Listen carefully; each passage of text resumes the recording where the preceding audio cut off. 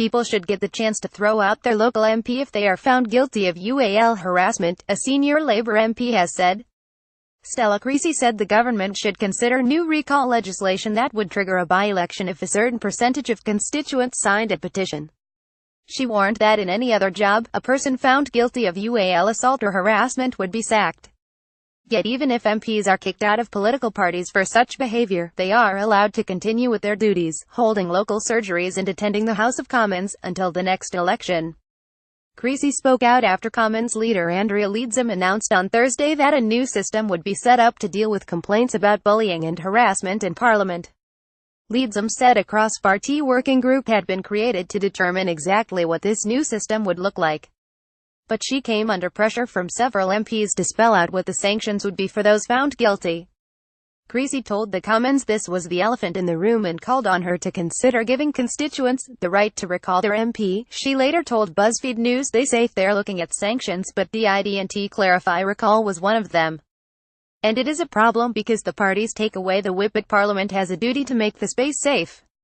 It is very difficult to see a scenario where if you know your MP has been found to be wholly inappropriate that you would want to go and see him or her for advice, let alone the impact of having that person in Parliament. In any other job, you'd lose your job. How do you make that happen? Unless this working group is looking at that, then it's a process without teeth. Creasy suggested that the recall process could be started after an MP is found guilty of UAL misconduct after an investigation by the Parliamentary Standards Commissioner. That MP would then face a by-election if a certain percentage of their constituents signed a petition. This would require new legislation to amend the Recall of MPs Act 2015, which only allows for a petition to be triggered if an MP is jailed or suspended from the Commons for at least 21 sitting days. Back in 2014, Tory MP Zach Goldsmith attempted to widen this by proposing that MPs should face recall if 5% of voters in a constituency sign a notice of intent to recall and then 20% sign a recall petition. But his amendment was overwhelmingly defeated in the Commons amid fears that the process could be misused. Tory MP Anna Soubry also called on Leadsom to underline the sanctions faced by MPs if they misbehave. There must be sanctions somewhere along the line and everyone must sign up to it, she said.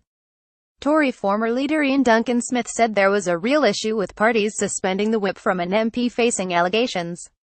He said investigations must be carried out swiftly because members of Parliament stand accused, and the longer this goes on the more difficult it becomes. Leadsom said sanctions is absolutely integral to this. It is absolutely in scope to the work of the Working Party. But it is early days and we will be taking advice from a number of different expert groups.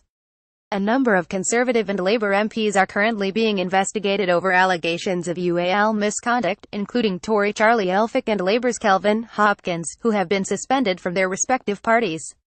Got a confidential tip? Submit it here.